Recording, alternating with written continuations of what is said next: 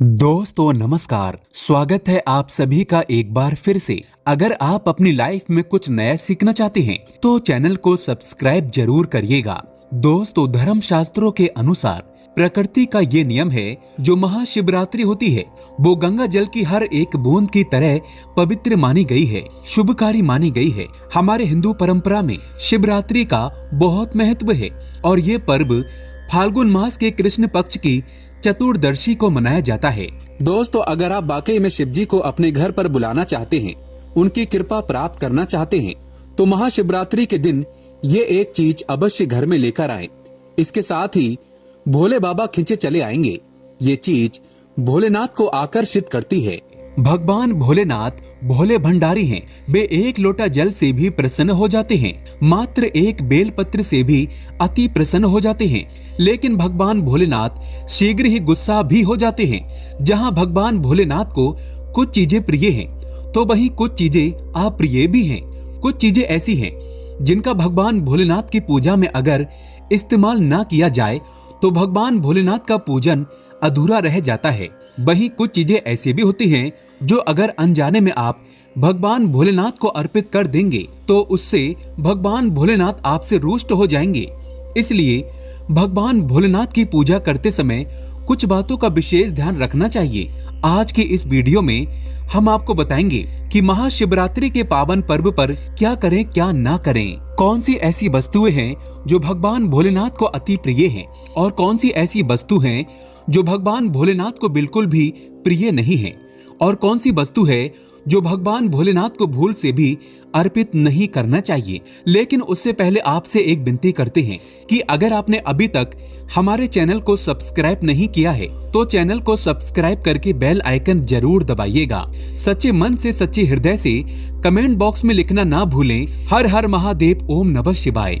महाशिवरात्रि की हार्दिक शुभकामनाएं। तो आइए सबसे पहले जानते हैं कि महाशिवरात्रि के पावन पर्व पर क्या करना चाहिए जिससे भगवान भोलेनाथ और मां पार्वती का आशीर्वाद प्राप्त हो। महाशिवरात्रि के दिन भगवान भोलेनाथ की पूजा सफेद या लाल रंग के वस्त्र धारण करके ही करें। सफेद और लाल रंग के वस्त्र धारण कर भगवान भोलेनाथ का पूजन करना बहुत ही शुभ माना जाता है। यदि संभव हो तो इस दिन पूजा में बिना सिले वस्त्र पहने। महाशिवरात्रि के पावन पर्व पर भगवान भोलेनाथ की शिवलिंग का पूजन अवश्य ही करें। शास्त्रों के अनुसार महाशिवरात्रि के दिन ही भगवान भोलेनाथ शिवलिंग के रूप में प्रकट हुए थे। इसलिए इस दिन शिवलिंग का पूजन करना सबसे ज्यादा श्रेष्ठ माना जाता है। शिवलिंग का पूजन करने से भगवान भोलेनाथ और मां पार्वती की असीम कृपा प्राप्त होती है। वैसे तो महाशिवरात्रि पर भगवान भोलेनाथ का पूजन रात्रि के चारों पहर में किया जाता है, लेकिन भगवान भोलेनाथ का पूजन प्रदोष काल में भी अवश्य करना चाहिए। प्रदोष काल स्वयं भगवान भोलेनाथ का काल होता है। मान्यताओं के अनुसार प्रदोष काल के समय भगवान भोलेनाथ शिवलिंग में विराजमान रहते हैं। इसलिए महाशिवरात्रि के पावन पर्व पर आप प्रदोष काल में भगवान भोलेनाथ का पूजन अवश्य ही करें। महाशिवरात्रि और प्रदोष व्रत का शुभ मुहूर्त। प्रदोष व्रत की शुरुआत 17 फरवरी 2023 शुक्रवार को रात 11:36 पर होगी और इसका समापन 18 फरवरी 2023 शनिवार को रात 8:02 पर होगा। उदय तिथि के अनुसार प्रदोष व्रत 18 फरवरी को ही रखा जाएगा। महाशिवरात्रि का मतलब है भगवान शिव का रात्रि के समय पूजन करना। इससे भगवान भोलेनाथ अति शीघ्र ही प्रसन्न हो जाएंगे और आपको मनचाहा वरदान देंगे। महाशिवरात्रि पर भगवान शिव के साथ माता पार्वती का पूजन भी अवश्य ही करें। ऐसा करने से आपको भगवान शिव के साथ माता पार्वती का भी आशीर्वाद प्राप्त होगा। महाशिवरात्रि के दिन भगवान भोलेनाथ की शिवलिंग पर बेलपत्र अवश्य ही अर्पित करें। बेलपत्र भगवान भोलेनाथ को अति प्रिय है। बेलपत्र के बिना भगवान भोलेनाथ का पूजन अधूरा माना जाता है। बेलपत्र एक पत्ता नहीं माना जाता। एक डंडी में जो 3 पत्ते जुड़े हैं उन्हें बेलपत्र कहा जाता है। एक डंडी में 3 जुड़े हुए बेलपत्र ही शिवलिंग पर अर्पित करें और चंदन से उस पर ओम नमः शिवाय लिखकर बे अर्पित करें। ऐसा करने से भगवान भोलेनाथ की कृपा प्राप्त होती है। महाशिवरात्रि के दिन भगवान शिव को पूजा में अक्षत अवश्य ही अर्पित करें। ऐसा करने से आपको भगवान शिव का आशीर्वाद प्राप्त होगा। इस दिन रात्रि में भगवान शिव का जागरण अवश्य करना चाहिए, जिससे आपको महाशिवरात्रि का पूर्ण फल प्राप्त हो सके।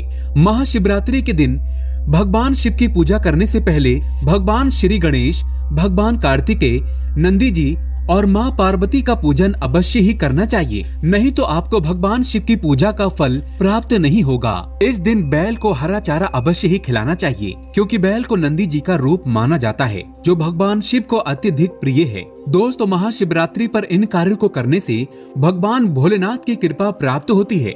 दोस्तों, क्या करें, इसके अलावा शास्त्रों में ये भी वर्णित किया गया है कि महाशिवरात्रि के दिन क्या नहीं करना चाहिए, जिससे भोलेनाथ आपसे रुष्ट ना हो। तो आइए दोस्तों, भगवान भोलेनाथ और माँ पार्वती की कृपा प्राप्त करने के लिए अब जानते हैं कि महाशिवरात्रि के पावन पर्व पर क्या नहीं करना चाहिए। महाशिवरात्रि के दिन देर तक ना सोएं।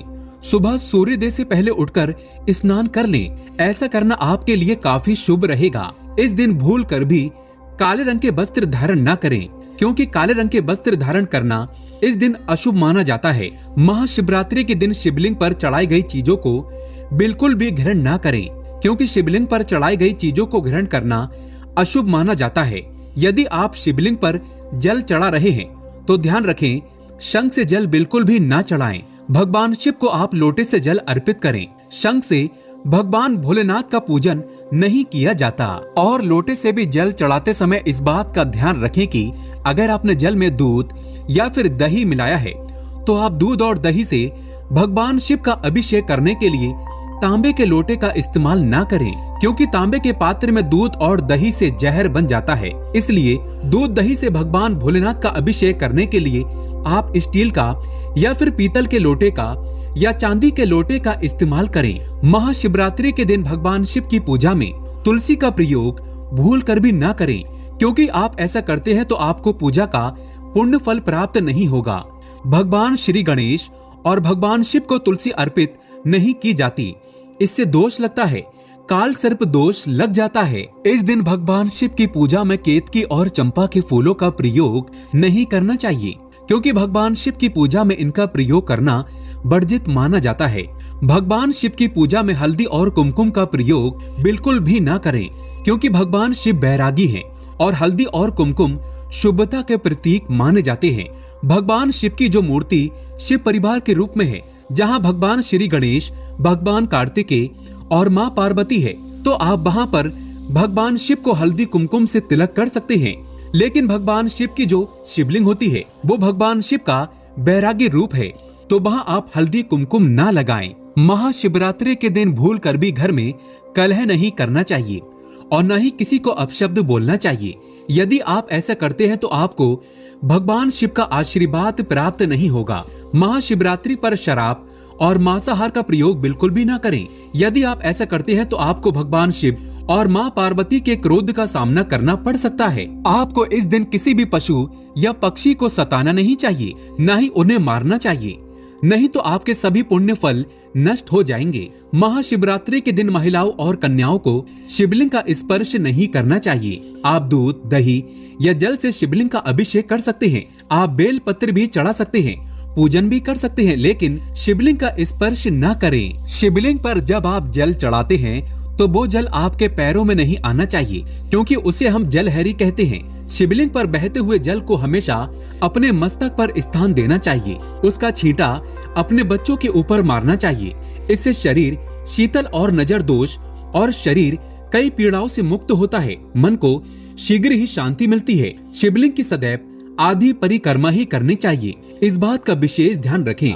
दोस्तों, अब जानते हैं शिवरात्रि के इस पावन अवसर पर वो कौन सी 5 चीजें हैं जिन्हें घर में लाने से महादेव की कृपा सदैव बनी रहती है। भगवान शिव इन चीजों के साथ आपके घर पर चले आते हैं, तो आइए जान लेते हैं। दोस्तों, भगवान शिव का डमरू। शिवरात्रि के दिन डमरू घर में अवश्य लाना चाहिए और इस दिन भगवान शिव की पूजा में डमरू जरूर बजाना चाहिए। इससे भगवान शिव प्रसन्न होते हैं। हमेशा भगवान शिव के पास डमरू जरूर रखना चाहिए। दोस्तों, अगर आपके घर में शिव परिवार की कोई तस्वीर या मूर्ति नहीं है तो इस खास मौके पर यानी महाशिवरात्रि के दिन शिव परिवार को घर में जरूर लाएं। इसके साथ ही भगवान शिव की कृपा सदैव आपके परिवार पर बनी रहेगी दोस्तों, महाशिवरात्रि पर रुद्राक्ष अवश्य लाएं। शिव पुराण के अनुसार एक मुखी रुद्राक्ष साक्षात भगवान शिव का ही रूप है। इसे गले में धारण करने से मनुष्य की हर इच्छा पूरी हो सकती है।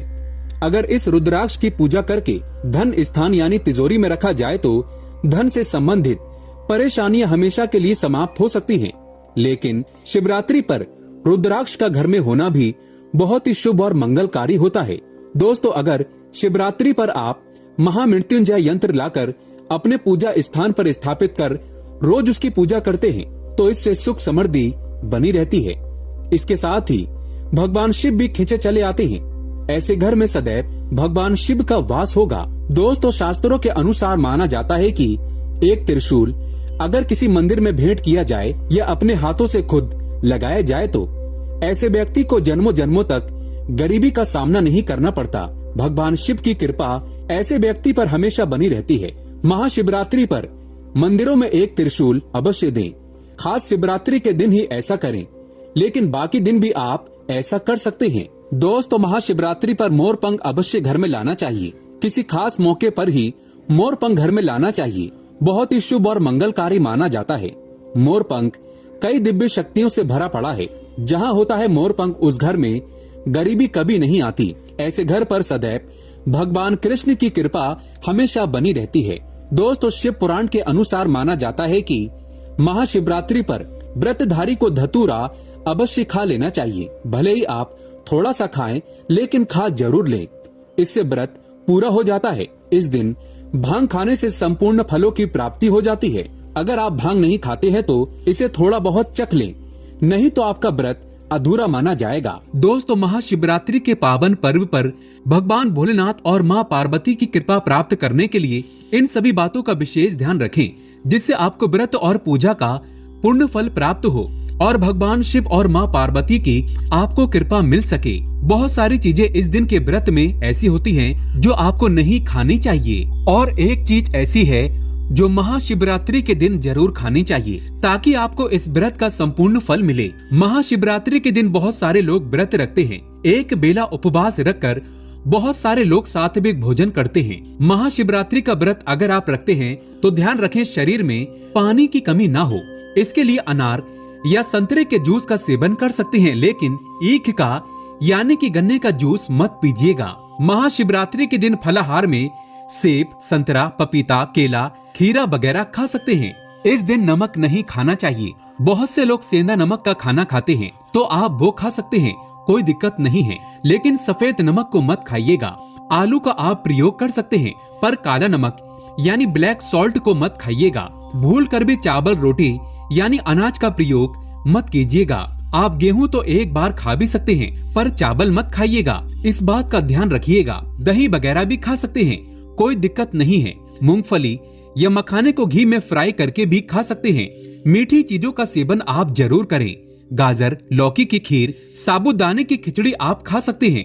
इस दिन कुट्टू के आटे का खाना भी आप बना सकते हैं, आप उसको भी खा सकते हैं, लेकिन अनाज और साधारण नमक का इस दिन व्रत में प्रयोग न करें। सेंधा नमक का प्रयोग कर सकते हैं। लहसुन, प्याज, मदिरा, मांस भूल कर भी मत खाएं, वरना आपके व्रत का फल आपको कुछ भी नहीं मिलेगा। इन चीजों का आपको ध्यान रखना है, नहीं तो आप पाप के भागीदार हो सकते हैं। महाशिवरात्रि पर व्रतधारी को खाने पीने की चीजें दूसरों को मिल बांट कर खानी चाहिए, शेयर करनी चाहिए। भगवान शिव अति प्रसन्न होते हैं, लेकिन वो एक खास चीज जो शिवजी पर अर्पित भी की जाएगी और खाई भी जाएगी, वो है पंचामृत। आप पंचामृत जरूर अर्पित कीजिएगा और बाद में उसको प्रसाद के रूप में जरूर खाइएगा। दूसरी बात, इस दिन सात्विक तरीके का खाना बनाकर खाया जाता है। आप फलाहार भी कर सकते हैं। आलू का हलवा, बॉयल किया हुआ शकरकंद या फिर सिंगाड़े का हलवा भी खा सकते हैं। इस दिन शिवलिंग के ऊपर बेर जरूर अर्पित करें। उसके बाद फलाहार करते समय